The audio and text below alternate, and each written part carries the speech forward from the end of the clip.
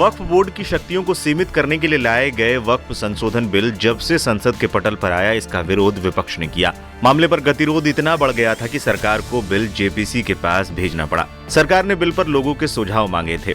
लोग अपने सुझाव ज्वाइंट पार्लियामेंट्री कमेटी को भेज भी रहे थे। इस बीच कुछ लोगों ने QR कोड जारी किए, जिसके जरिए लोग अपने सुझाव और आपत्तियां सरकार को भेज सकते हैं।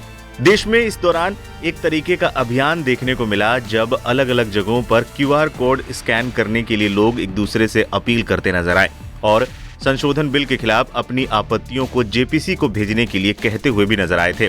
अब खबर आ रही है कि वक्फ बोर्ड विधेयक पर विचार के लिए बनी संसदीय समिति को देश भर से 1.25 करोड़ से ज्यादा सुझाव मिल चुके हैं। इसे लेकर बीजेपी सांसद निशिकांत दुबे ने चिंता जताई है और उनका कहना है कि आखिर इतनी बड़ी संख्या में लोगों ने क्यों अपनी बातें रखी हैं। इसके पीछे कोई अभियान नजर आता है, इसकी जांच होनी चाहिए।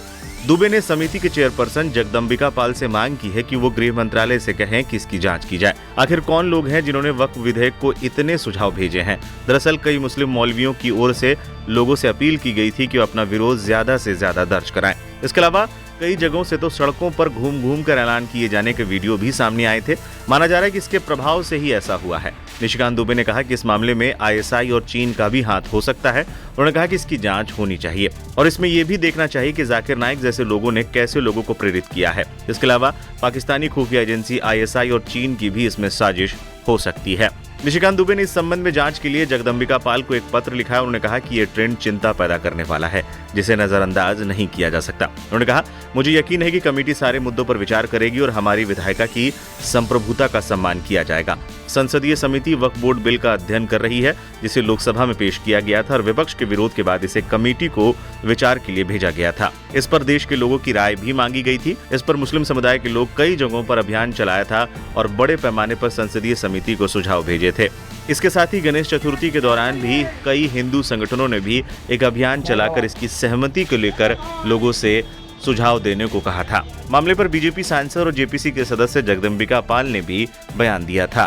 देखिए, जाकिर नाइक का जो एक भगोड़ा डिक्लेयर है, मलेशिया में बैठा हुआ है और वो इस कैंपेन में अपील अगर कर रहा है तो उसका इस जेपीसी से कोई वास्ता नहीं और जेपीसी का किसी कैंपेन से भी कोई वास्ता नहीं है और न जेपीसी ने कोई QR कोड जारी किया।